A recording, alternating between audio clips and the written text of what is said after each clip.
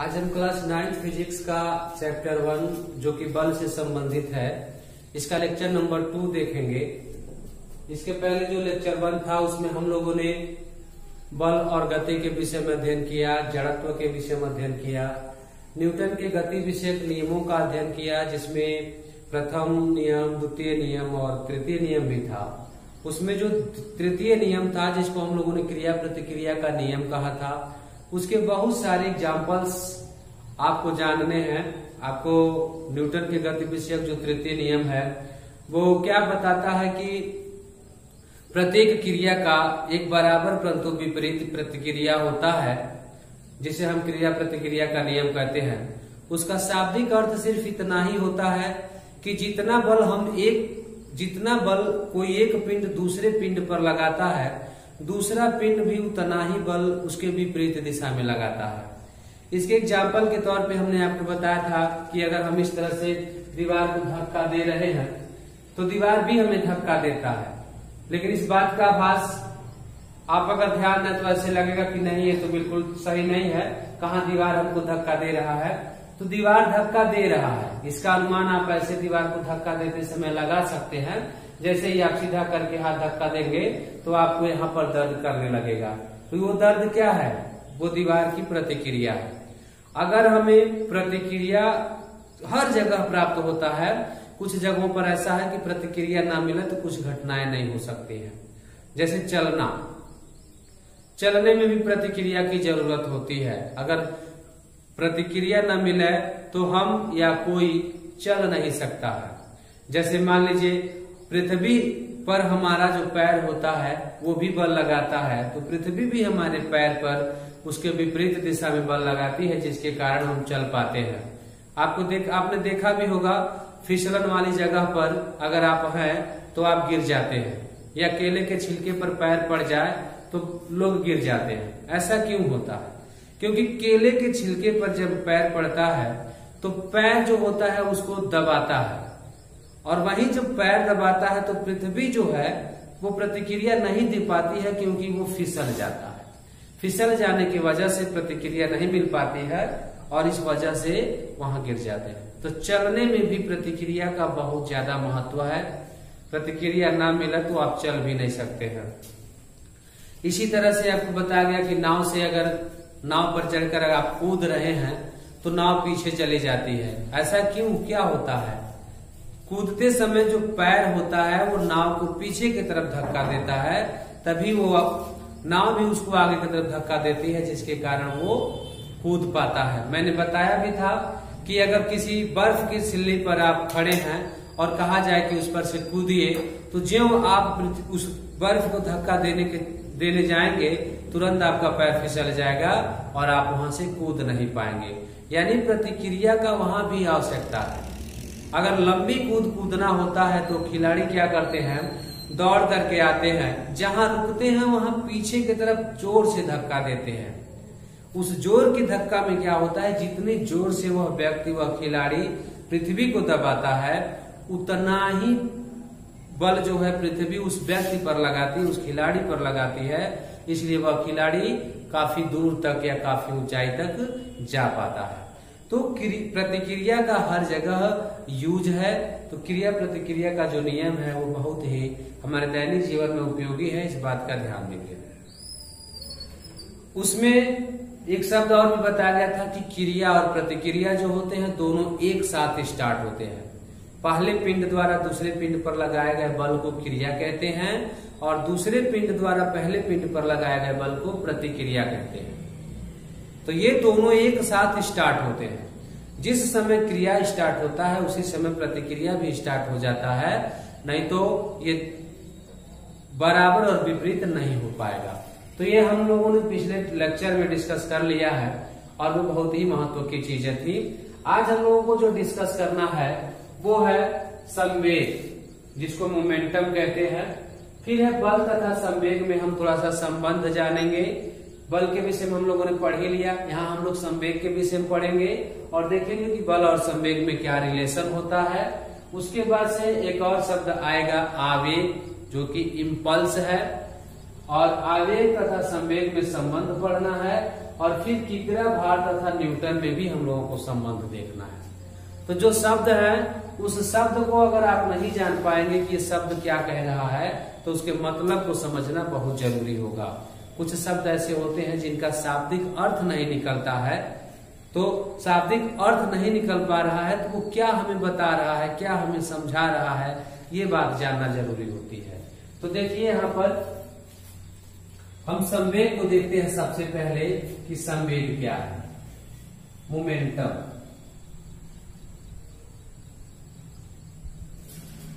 संवेग क्या होता है? संवेग का जो परिभाषा है वो टोटल गणितीय परिभाषा है, ध्यान से सुनेंगे। किसी पिंड के द्रव्यमान तथा वेग के गुणनफल को उस पिंड का संवेग कहते हैं। किसी पिंड के द्रव्यमान तथा वेग के गुणनफल को पिंड का संवेग कहते हैं।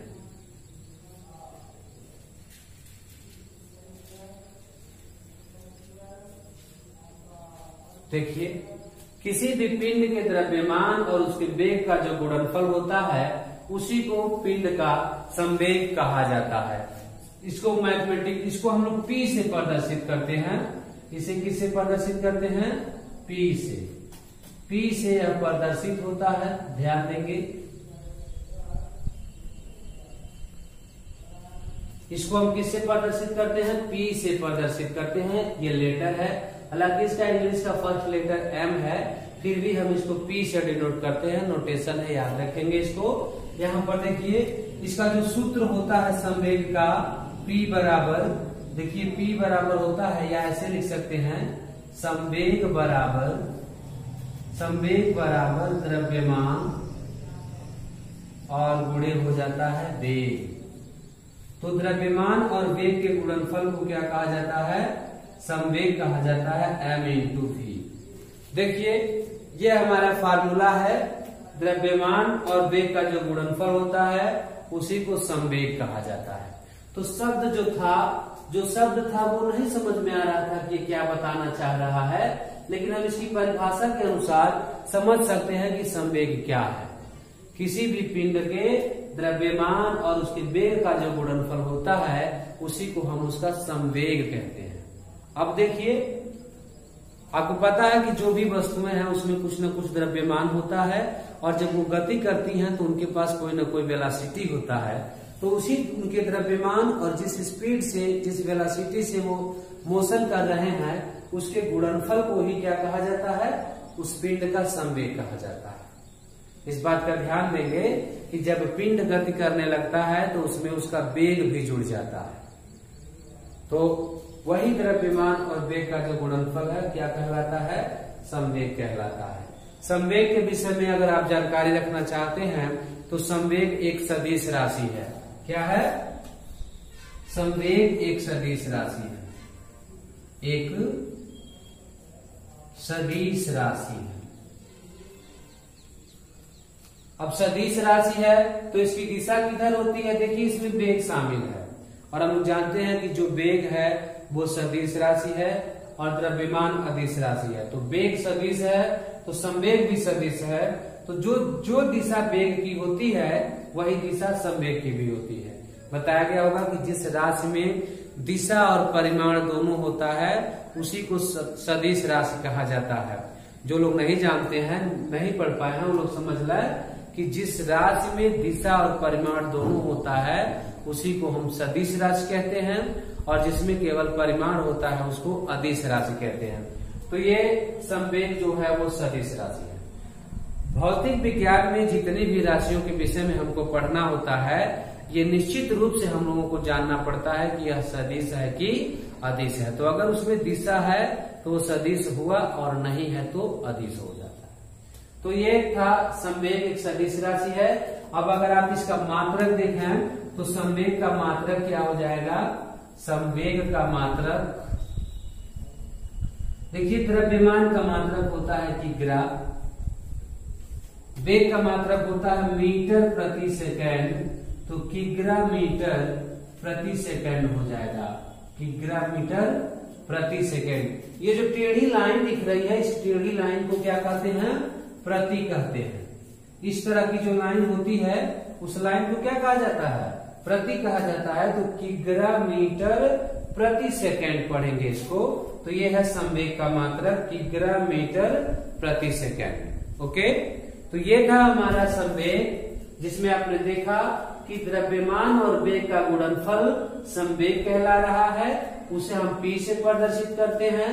ये P बराबर mv उसका फार्मूला है। और संवेग जो है एक सदिश राशि है और इसका मात्रक किग्रा मीटर प्रति सेकेंड है। तो याद रखेंगे इसको।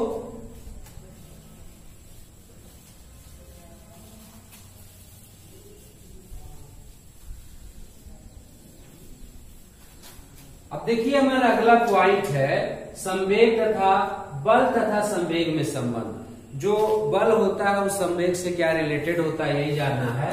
तो देखिए यहां पर हम लिख रहे हैं बल तथा संवेग में संबंध। संवेग में संबंध।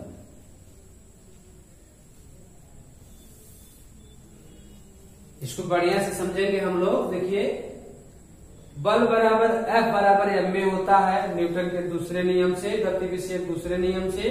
और संवेग P बराबर m भी हम लोगों ने अभी अभी पढ़ा। तो अगर हम यहां पर देखें, मान लीजिए माना किसी पिंड का प्रारंभिक वेग u तथा F बल लगाने से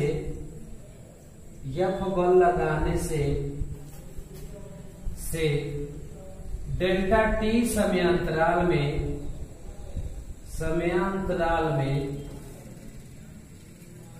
उसका अंतिम वेग भी हो जाता है, ऐसे लिख सकते हैं। हम लोगों को पता है कि बल लगाने से पिंड की जो वर्तमान अवस्था होती है वो परिवर्तित हो जाती है, या वो बल उसको परिवर्तित करने का कोशिश करता है। तो हम यहाँ मानेंगे कि परिवर्तन हो जा रहा है। तो मान लीजिए कि किसी पिंड का जो प्रारंभिक वेग है, पहले वह u वेग से चल रहा था और उसको F बल लगाया गया, तो उस F बल के अधीन डेल्टा t समयांतराल में उसका जो अंतिम वेग है वो v हो गया। तो हम लोगों को पता है, यहाँ देखिए, अतः पिंड का प्रारंभिक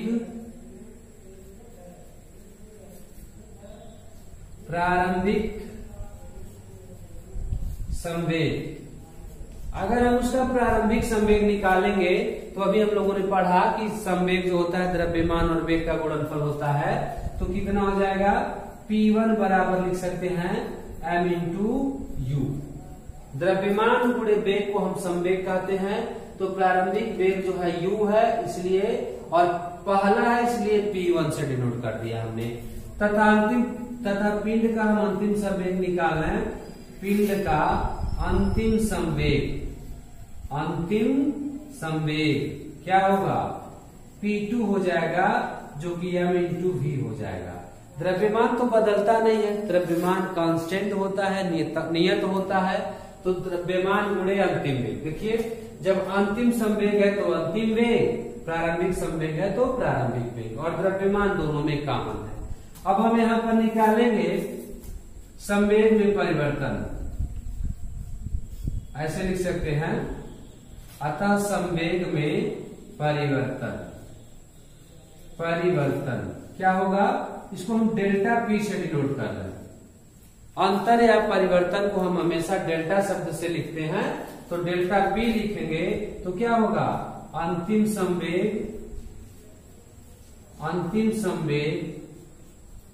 माइनस प्रारंभिक, ये है प्रारंभिक, और यहां लिख देंगे संवेग। ठीक है, तो देखिए अंतिम संवेग हमारे पास P2 है और प्रारंभिक संवेग P1 है। P2 P1 है। अब P2 का मान है mv और P1 का मान है mu। यह दोनों में से क्या है? कॉमन है। कितना आएगा? v minus u। तो ये है संवेग में परिवर्तन। अब हम निकालेंगे संवेग परिवर्तन की दर। देखिए यहां लिख सकते हैं, अतः संवेग परिवर्तन की दर, संवेग परिवर्तन की दर। तो संवेग परिवर्तन की दर निकालेंगे तो हम डेल्टा टी से क्या करेंगे, भाग दे देंगे। समय से भाग दे दिया जाता है तो दर निकल जाता है। तो यहाँ पर देखिए m और v माइनस यू अपान क्या हो जाएगा, डेल्टा टी हो जाएगा।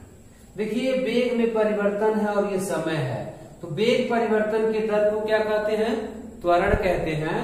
तो वेग परिवर्तन का दर हमारा त्वरण कहलाएगा। तो हम इसके जगह पे क्या लिख सकते हैं, ए लिख सकते हैं। यहां लिख सकते हैं चूंकि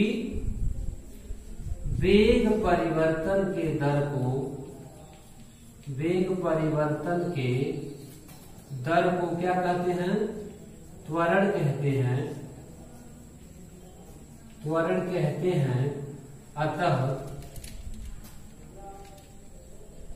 ए बराबर हो जाएगा, ऐसे लिख सकते हैं, v minus u upon delta T equal to ए।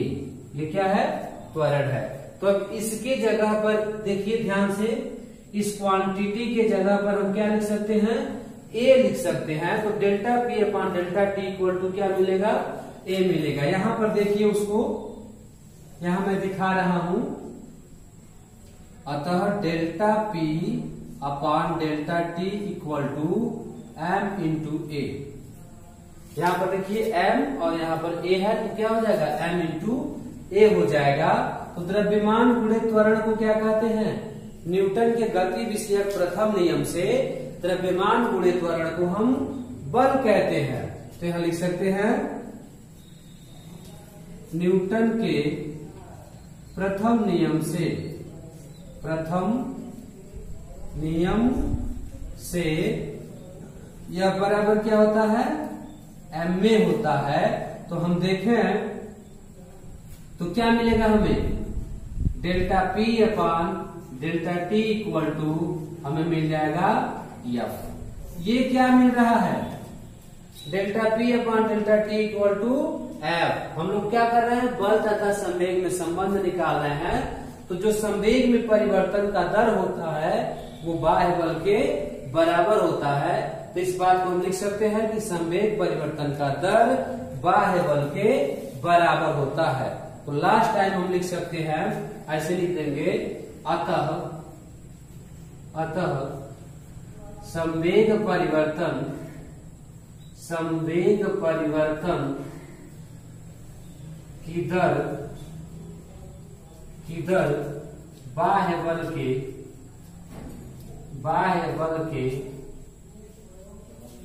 बराबर होता है, बाह्य बल के बराबर होता है। तो इससे ध्यान देंगे, जो संवेग परिवर्तन का दर है वो बाह्य बल के क्या है, बराबर है। ओके, तो ये था संवेग परिवर्तन का दर। इस बात को याद रखेंगे कि जो संवेग परिवर्तन का दर होता है वो बाह्य बल के बराबर होता है, जिसको हम लोगों ने इस तरह से प्रूफ किया है। तो ये चीज आपको इसका नोट्स बनाना है, ध्यान देंगे इस बात का।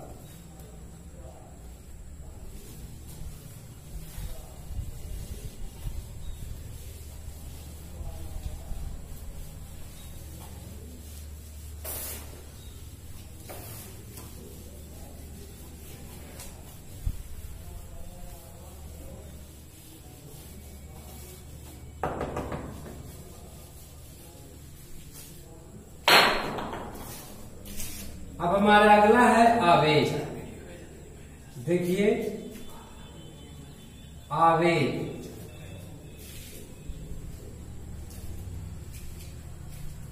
अगर देखा जाए तो आवेग शब्द भी अपने शाब्दिक अर्थ को नहीं रखता है। तो आवेग शब्द भी हम क्या करेंगे, यहाँ पर इसके मतलब को समझने की कोशिश करेंगे कि ये आवेग क्या है। जैसे हम लोगों ने देखा कि संवेग में जो शाब्दिक अर्थ था संवेग का वो क्लियर नहीं हो रहा था, तो हम लोगों ने पढ़ा कि द्रव्यमान और वेग के गुणनफल को संवेग कहते हैं। अब यहाँ पर क्या है, आवेग क्या है, इसी तरह से हम आवेग का मतलब समझेंगे। तो आवेग का डिफिनीशन क्या है, पहले उसको देख लेते हैं। अगर कोई बल किसी पिंड पर सूक्ष्म समयांतराल के लिए कार्य करता है तो बल और उस समयांतराल के गुणनफल को उस बल का आवेग कहते हैं। जो आवेग होता है वो किसी बल का होता है। तो अगर मान लीजिए कि कोई बल है और किसी पिंड पर थोड़े समय के लिए, सूक्ष्म का मतलब कम समय के लिए कार्य कर रहा है, तो उस बल के परिमाण और उस समयांतराल के गुणनफल को हम बल का क्या कहते हैं, आवेग कहते हैं। तो यहां पर लिख सकते हैं आप ऐसे, यदि कोई बल, ब्रैकेट में लिख देंगे F, किसी पिंड पर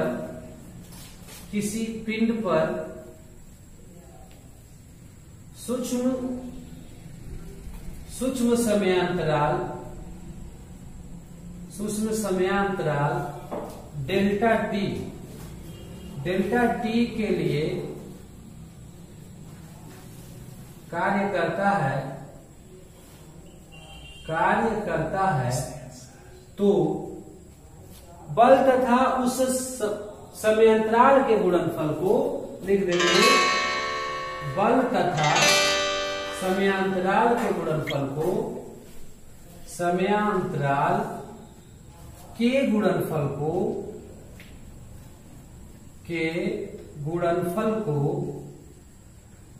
बल का आवेग कहते हैं, बल का आवेग कहते हैं।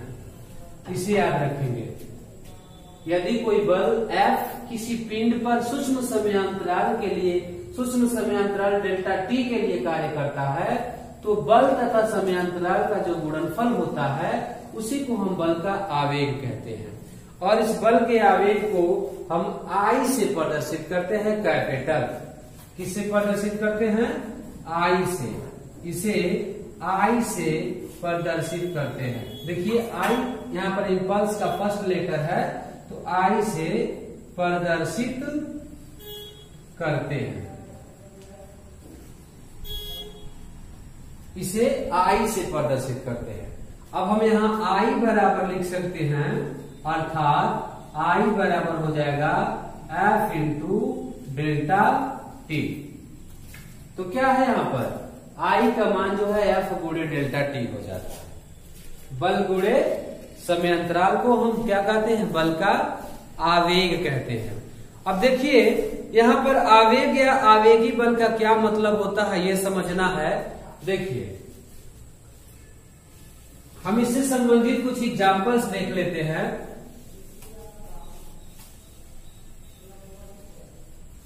आपने देखा होगा कि जो क्रिकेट के खिलाड़ी होते हैं वो कभी भी गेंद को लपकते समय, गेंद को कैच करते समय हमेशा अपने हाथ को पीछे खींचते हैं। ऐसा क्यों करते हैं, ये कैसा टेक्निक है या इसके करने के पीछे क्या कारण है? तो आपको अच्छी तरह से पता होगा कि अगर ऐसे गेंद को लपकते समय हाथ को पीछे खींच लिया जाता है तो हाथ में जो चोट होता है वो कम लगता है। अब वो चोट कम क्यों लगता है ये यहाँ पर आप समझेंगे। देखिए बल गुणे डेल्टा टी है समयांतराल, तो हाथ में जो गेंद होता है, हाथ में आते समय अगर इस समयांतराल को हम क्या करें, बढ़ा दें, तो बल का जो आवेग होगा, यहाँ पर ध्यान से देखिए I बराबर हमको इतना मिला है। अगर हम F की वैल्यू निकालें तो I अपान क्या मिलेगा हमको, डेल्टा टी मिलेगा। अब देखो इस डेल्टा टी के बढ़ने से जो बल है उसका मान कम हो जाएगा। तो जो खिलाड़ी होते हैं गेंद को कैच करते समय, लपकते समय हाथ को पीछे खींचते हैं, इसका मतलब इस समयांतराल को बढ़ाते हैं, टाइम पीरियड को क्या करते हैं, बढ़ा लेते हैं, जिसके वजह से उनके हाथ में चोट नहीं लगती है। इस वजह से खिलाड़ी जो होते हैं कभी भी गेंद को कैच करते समय या लपकते रोकते समय हाथ को हमेशा पीछे खींचते हैं, ये इसके पीछे कारण है। दूसरा एग्जाम्पल हम समझ सकते हैं कि अगर आप किसी फर्श पर कूदते हैं, या जैसे छत के फर्श पर अगर आप कूद रहे हैं तो आपके एड़ी में बहुत अधिक चोट लगता है। अगर उस पर कुछ बिछाया नहीं गया है तो आपके पैर में या एड़ी में बहुत अधिक चोट लगता है। और वही आप उस पर कोई पुआल बिछा दे या रुई बिछा दे या मोटा कपड़ा बिछा दे, गद्दीदार कपड़ा बिछा दे जैसे सोफा टाइप का, तो आपको क्या होगा, आप महसूस कर सकते हैं कि कूदते समय पैर में या एड़ी पर जो चोट है वो बहुत कम लगेगा या नहीं लगेगा। तो ऐसा क्यों होता है? अगर खुला फर्श है उस पर कूद रहे हैं तो एड़ी में चोट लगेगा, और अगर उस पर हम पुआल डाल दें, कुछ मिट्टी डाल दें या कोई सोफा टाइप का गद्दी डाल दें तो उस समय चोट कम लगता है। क्यों ऐसा होता है? तो देखिए, सोफे की कल्पना करिए, अगर सोफे पर आप कूद रहे हैं तो वो पहले दबता है। दबने का मतलब हुआ जो सच में पृथ्वी है उसके कांटेक्ट में आने से पहले क्या होता है, उसके कांटेक्ट में आने से पहले ये डेल्टा टी जो है, टाइम इंटरवल जो है वो बढ़ जाता है। अब टाइम इंटरवल बढ़ने का क्या मतलब है? आप कल्पना करिए कि आप ऐसे जनरली किसी फर्श पर कूदते हैं तो आपको ज्यादा चोट लगता है, डायरेक्ट कांटेक्ट में आ जाते हैं, उस फर्श के संपर्क में तुरंत आ जाते हैं। और किसी सोफा या गद्दी टाइप का चीज है अगर उस पर कूदते हैं तो वो पहले दबता है, पुआल है तो पहले दबता है, तो इस डेल्टा टी को क्या करता है, वो बढ़ा देता है। समयांतराल बढ़ जाता है तो जो लगने वाला बल है उसका मान कम हो जाता है, जिसके कारण चोट कम लगता है। आपको इसका एक और एग्जाम्पल आप समझ सकते हैं, जो वाहन होते हैं उसमें साकर लगाया जाता है, जैसे बाइक है या चार पहिया दो पहिया जो भी वाहन है उसमें साकर लगाया जाता है। इसके पीछे क्या कारण है, और अगर साकर ना हो तो क्या नुकसान हो सकता है? तो देखिए, जैसे बाइक ही है, अगर गड्ढे में अचानक गिरती है तो क्या करता है, वो साकर उसको नीचे ऊपर दबा देता है, अर्थात इस टाइम इंटरवल को बढ़ा देता है। और अगर टाइम इंटरवल ना हो तो क्या होगा, आपको चोट लग सकता है या उसके जो पार्ट पुर्जे हैं उनको नुकसान पहुंच सकता है। तो इस वजह से साकर लगाए जाते हैं जिससे वो दब जाते हैं, और दब कर क्या करते हैं, टाइम को बढ़ा देते हैं, जिससे आवेगी बल का मान कम हो जाता है। तो साकर लगाए जाने के पीछे इस आवेग का ही मुख्य कारण है, इस समयांतराल को घटाने का। अचानक अगर पहिया गड्ढे में गिर गया तो साकर दब जाता है और आपके हाथ में या शरीर पर उसका असर नहीं पड़ता है। और साकर ना हो, जैसे मान लीजिए साइकिल में साकर नहीं होता है, अगर साइकिल में साकर नहीं है, अचानक आप गिर गए गड्ढे में, तो क्या होगा, आपके सीने में चोट महसूस होगा, हाथ में भी चोट महसूस होगा। तो इस और बाइक में ऐसा नहीं होता है, जो चार पहिया वाहन उसमें भी ऐसा नहीं होता है, क्योंकि उसमें साकर लगा होता है जो कि दब जाता है और दबकर टाइम इंटरवल को बढ़ा देता है, जो झटका समझते हैं, झटका, जर्क करना। तो इस वजह से जर्क नहीं होता है, मेन कारण यही है। No problem. तो ये है आवेग और आवेग से संबंधित एग्जाम्पल। आप देख रहे थे कि आवेग का जो शाब्दिक अर्थ वो क्लियर नहीं हो रहा था, परंतु आवेग बहुत ही इंपॉर्टेंट जानकारी देता है हम लोगों को।